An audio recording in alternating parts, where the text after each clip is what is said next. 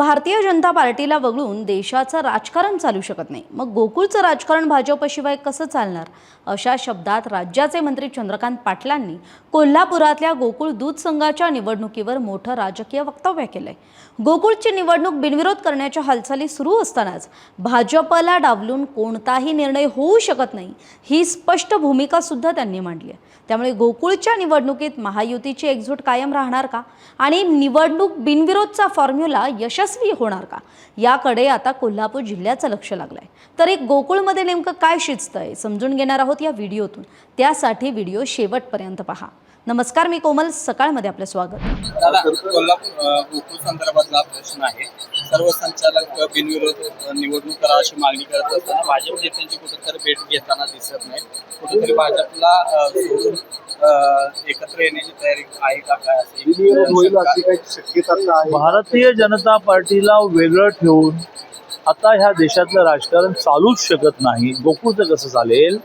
आणि त्यामुळे सुरुवात आहे, हळूहळू भेटीगाठी होतील। त्यामुळे गोकुळची निवडणूक महायुती म्हणून लढणार आणि बिनविरोध व्हायची असेल तर महायुतीचे सगळे नेते बसून निर्णय करतील। तर चंद्रकांत दादा पाटील जे म्हटलं ते आपण ऐकलं। कोल्हापूर जिल्हा दूध उत्पादक संघ अर्थात गोकुळच्या निवडणुकीमुळे जिल्ह्यातल्या राजकीय समीकरणांना वेग आलाय।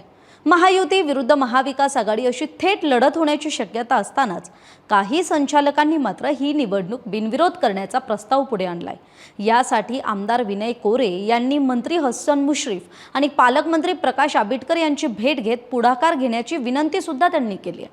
मात्र या प्रक्रियेत भाजपच्या नेत्यांची भेट घेतली नसल्यामुळे राजकीय चर्चांना उधाण आलंय। दरम्यान मागील निवडणुकीत विरोधात असलेला महाडिक गट यंदा महायुतीत सहभागी झालाय। त्यामुळे राजकीय गणित बदलली आहेत।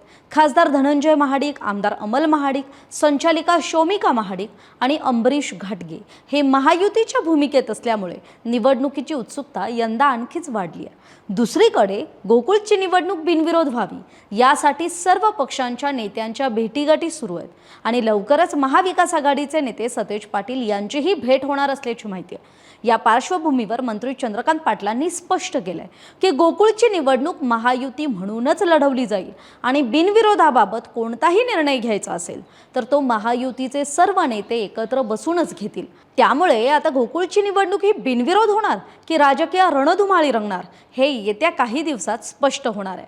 तरी आपल्याला काय वाटतं? आपली मतं कमेंट करून जरूर कळवा। महाराष्ट्रातील सर्व बातम्यांचे विश्वासार्ह व्यासपीठ, सकाळच्या सर्व सोशल मीडिया प्लॅटफॉर्मला लाईक, फॉलो आणि सबस्क्राईब करा।